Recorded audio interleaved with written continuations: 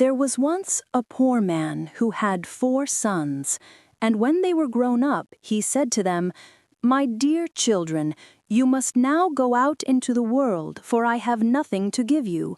So set out, go abroad, and learn a trade, and see how you can make your way." So the 4 brothers took their sticks, bade their father farewell, and went through the town gate together. When they had traveled about for some time, they came to a crossroads which branched off in 4 different directions. Then said the eldest, "Here we must separate, but on this day 4 years hence we will meet each other again at this spot, and in the meantime we will seek our fortunes." Then each of them went his way, and the eldest met a man who asked him where he was going and what he was intending to do.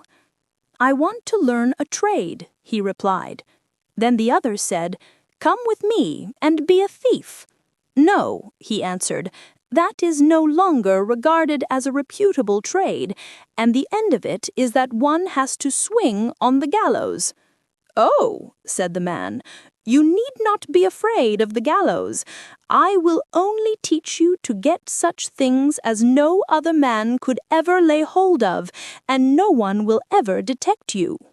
So he allowed himself to be talked into it, and while with the man became an accomplished thief, and so dexterous that nothing was safe from him if he once desired to have it. The second brother met a man who put the same question to him, what he wanted to learn in the world. "I don't know yet," he replied. "Then come with me and be an astronomer. There is nothing better than that, for nothing is hid from you." He liked the idea and became such a skillful astronomer that when he had learned everything and was about to travel onwards, his master gave him a telescope and said to him, "With that you can see whatsoever takes place either on earth or in heaven, and nothing can remain concealed from you." A huntsman took the third brother into training and gave him such excellent instruction in everything which related to huntsmanship that he became an experienced hunter. When he went away, his master gave him a gun and said, "It will never fail you. Whatsoever you aim at, you are certain to hit." The youngest brother also met a man who spoke to him and inquired what his intentions were. "Would you not like to be a tailor?" said he. "Not that I know of," said the youth. "Sitting doubled up from morning till night, driving the needle and the goose backwards and forwards, is not to my taste." "Oh, but you are speaking in ignorance," answered the man. "With me you would learn a very different kind of tailoring, which is respectable and proper, and for the most part very honorable." So he let himself be persuaded, and went with the man and learnt his art from the very beginning. When they parted, the man gave the youth a needle and said, "With this you can sew together whatever is given you, whether it is as soft as an egg or as hard as steel, and it will all become one piece of stuff, so that no seam will be visible." When the appointed 4 years were over, the 4 brothers arrived at the same time at the crossroads, embraced and kissed each other, and returned home to their father. "So now," said he, quite delighted, "the wind has blown you back again to me." They told him of all that had happened to them, and that each had learned his own trade. Now they were sitting just in front of the house under a large tree, and the father said, "I will put you all to the test and see what you can do." Then he looked up and said to his second son, "Between 2 branches up at the top of this tree there is a chaffinch's nest. Tell me how many eggs are in it." The astronomer took his glass, looked up, and said, "There are 5. Then the father said to the eldest, "Fetch the eggs down without disturbing the bird which is sitting hatching them."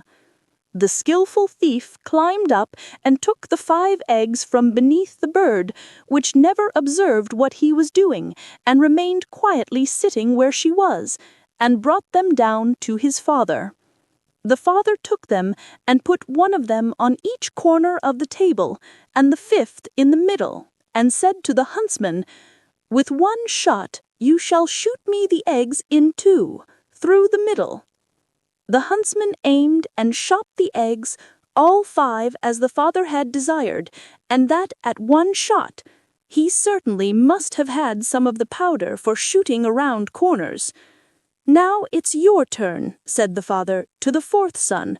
"You all sew the eggs together again, and the young birds that are inside them as well, and you must do it so that they are not hurt by the shot." The tailor brought his needle and sewed them as his father wished.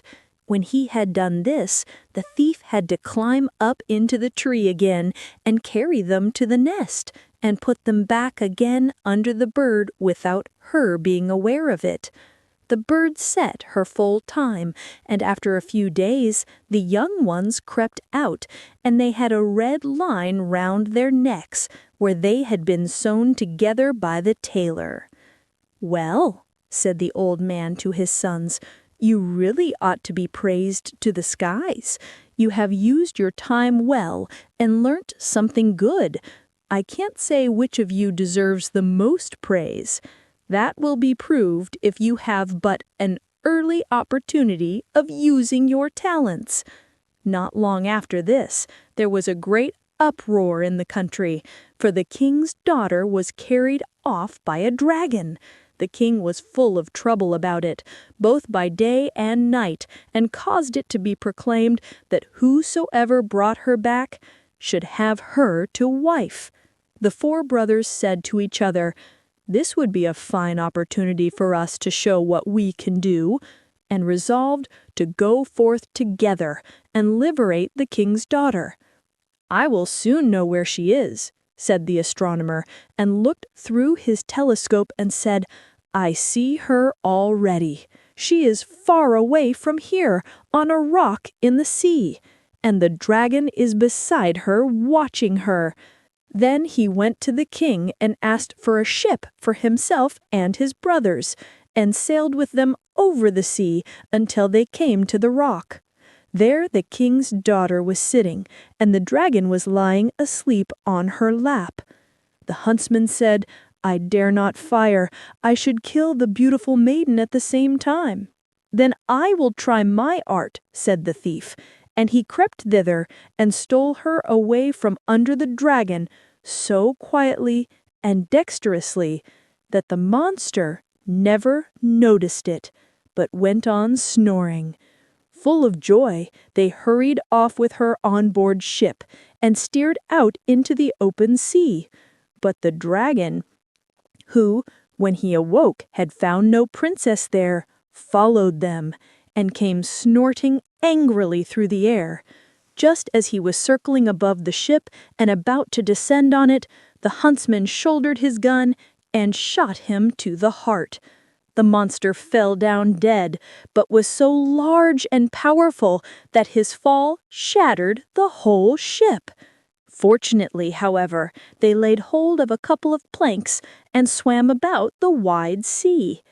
Then again they were in great peril, but the tailor, who was not idle, took his wondrous needle and with a few stitches sewed the planks together, and they seated themselves upon them and collected together all the fragments of the vessel.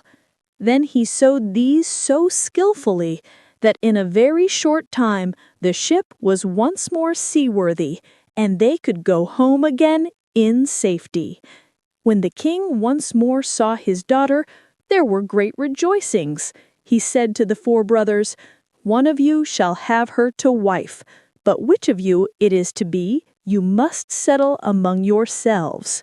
Then a heated argument arose among them, for each of them preferred his own claim. The astronomer said, "If I had not seen the princess, all your arts would have been useless, so she is mine." The thief said, "What would have been the use of your seeing if I had not got her away from the dragon? So she is mine." The huntsman said, You and the princess and all of you would have been torn to pieces by the dragon if my ball had not hit him, so she is mine." The tailor said, "And if I, by my art, had not sewn the ship together again, you would all of you have been miserably drowned, so she is mine." Then the king pronounced his verdict.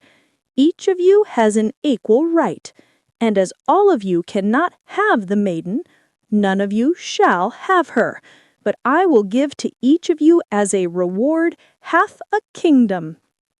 The brothers were pleased with this decision and said, "It is better thus than that we should be at variance with each other."